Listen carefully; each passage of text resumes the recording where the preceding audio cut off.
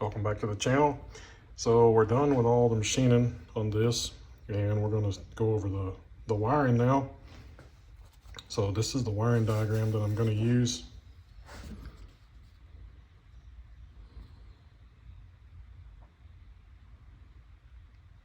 And this is from the Webster engine, but typical wiring on any kind of points system. So you've got the battery here, and then from the battery, we're going to have a negative on the negative side coming out and going to a ground on the engine frame. And then that's also tied through the condenser or the capacitor. Then from the positive side, we're going to go through a switch and then to the coil. The other side of the coil will come out, and then it'll also tie in to the capacitor, and then it'll go to the insulated point. So this side of the points is not grounded, and then the other side of the points is grounded. Then we have the spark plug wire coming out, going to the spark plug. So what I've got here underneath is the battery box, and this has 4 1.5 volt AA batteries in it, so 6 volts. And then there's an on-off switch here. So from the negative side, we come out to this terminal here. From the positive side, we're going to the coil, and then we're grounded to the coil here because it doesn't have a negative terminal. We're just grounded, and we're going to this post here. And then the spark plug wire comes out to this post. So what this allows me to do with these thumb screws is to be able to take the engine on and off, to change out the batteries or turn the switch on and off. So from the negative side, from the negative terminal here, we'll hook this wire up, and then it is just going to the frame, to the ground. So I have it on the same screw here as the condenser. Then this side here, which is the other side of the coil, we'll hook that up there.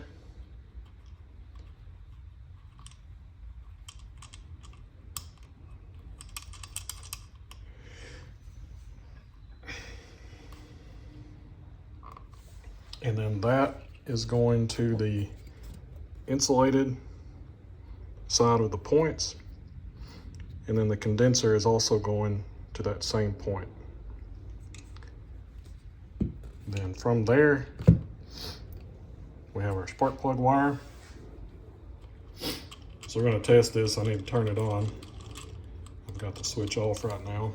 So we'll take this back off and turn our switch on.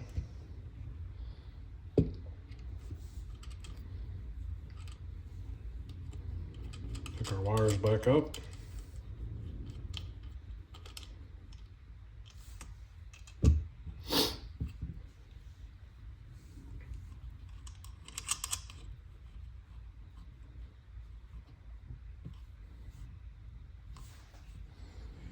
And then we will hook up our spark plug wire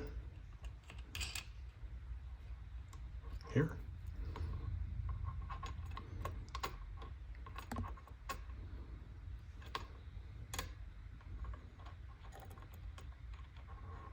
And then we need it to be grounded to test it out.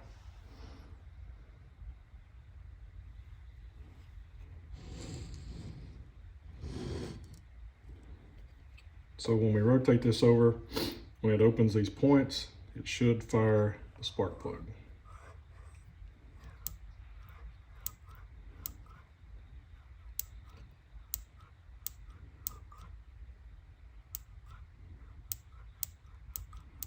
And it's hard to pick it up on the camera, but it is sparking the plug.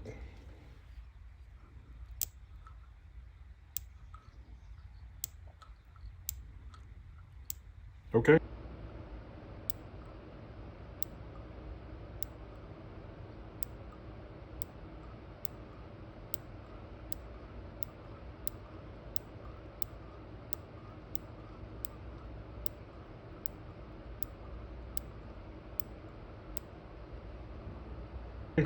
So we got fire.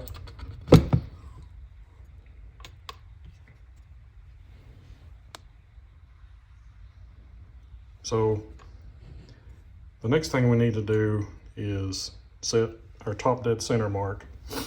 So I'm going to move this over to here, and we're going to set up a dial indicator that I can put through the spark plug hole to read off of the top of the piston. And then we need some way to reference a mark on this flywheel. So best that I've come up with, you could put a wire on here, but it's hard to replicate that if we need to set it again, and I want to make a permanent timing mark on here for at least top dead center. So we need something that we can go back to. So what I come up with is to put a steel rule here on top of the block, on top of the frame here, and I got a couple of magnets I can hold it with, and we're going to hold this over to here, and we're going to use this to read our mark on our flywheel. So that way if we take it off, we can put it back on here and set this up.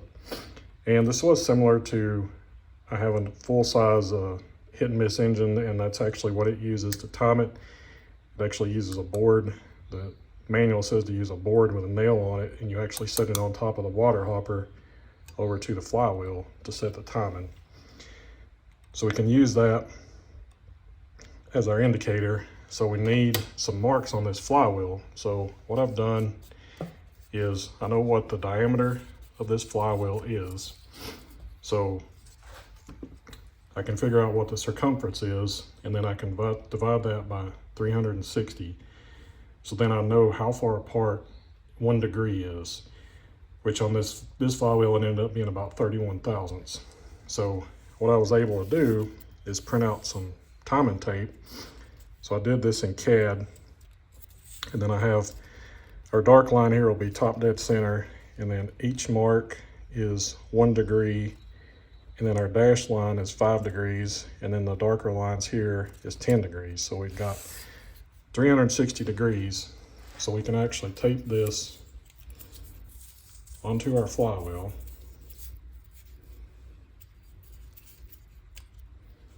And if you did your math right and you printed out with no scaling, then it should just touch right here and overlap.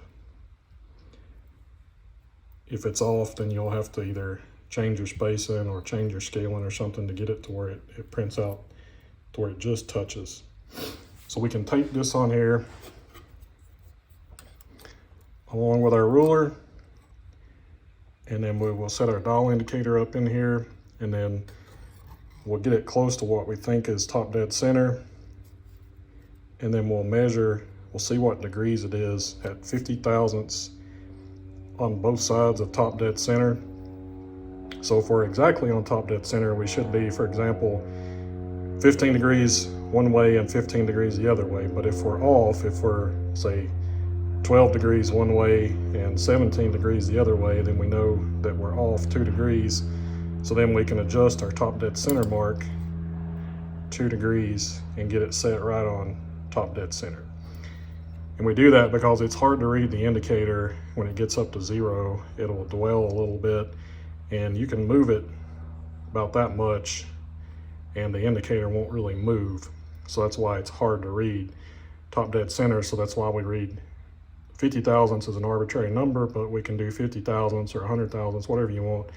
We're going to do 50 thousandths on each side, and then we'll read our difference here, and then we can adjust it for top dead center. So I'll get all that set up, and we'll set our top dead center mark. And then after we do that, I'm going to take a feeler gauge here, and we will adjust the clearance on the exhaust valve. I'll need to read through the instructions again, see if it gives a number. If not, I think 3 to 4 thousandths, somewhere around there is probably where I'm going to set that at. So once we get that set, then we will adjust our cam gear here for where we want our exhaust to start opening. And it gives some instructions in the last page there how to do that at 15 degrees. So we'll get that set up to where our exhaust is opening. So I have to actually take this apart and slide it off, and then move the teeth where it's engaged on the cam there to set our cam timing. And then after that, we're going to use just a test light to set the timing on the points. So we'll turn the switch off, and then this test light has a battery in it, and if it's connected, then the light lights up. So we'll hook it on each side of the points, and then we can turn this, and then when the light goes out, we know that those points open. So then we can loosen the set screw here, and we can turn this ignition cam here to set our points. And we'll also use our timing tape so that we know exactly, we'll still add a timing tape on here so we know exactly where we're setting it at.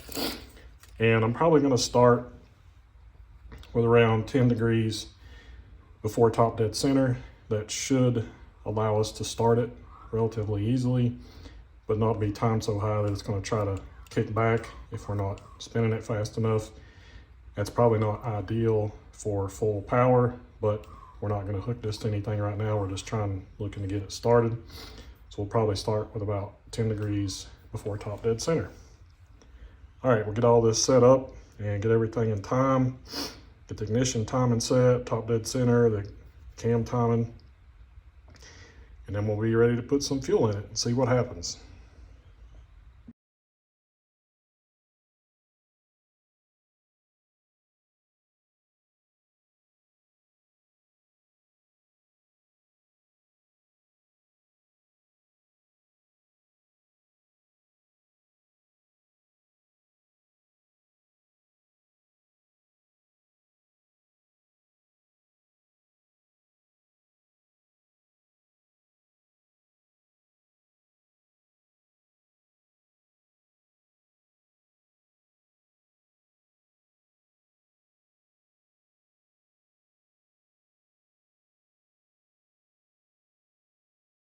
Okay, so I've got all this set, but we're gonna go over it one more time. So we're at top dead center here on our top dead center mark, and then we're on the suction stroke. So this is going to be sucking in fuel and air all the way to bottom dead center, and then we're on our compression stroke, and we're going to fire a little bit before top dead center, so you can watch the light here. So the light's on, and then the light will go off right when it fires right there. So we're at 10 degrees before top dead center. So we fired, then we're on the power stroke. So it's coming down with power. And then before it gets to bottom dead center, it'll start taking up the slack on the exhaust here.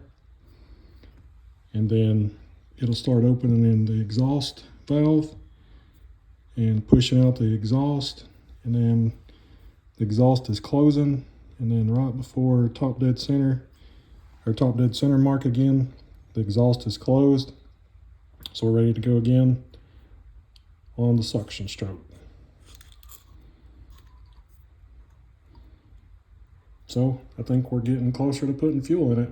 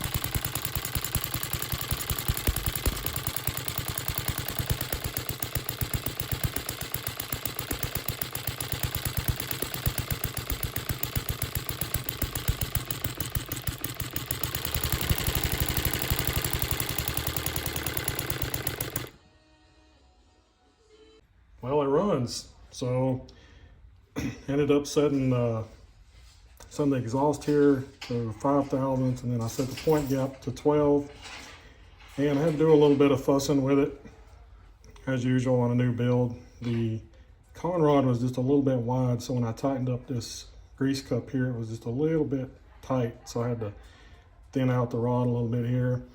And then I tried with the rope, but it wasn't working real good. I think once I got the setting right, I think it would start with the rope now, but the way that I built this, when you pull on the rope, it's trying to lift the engine here. So what I ended up doing was making a pin and cutting a groove in the end of this so that I can just stick this in the end of it and use it to start the engine. But it starts and runs good. I've got this open about half a turn on it, and again, that's a 1032.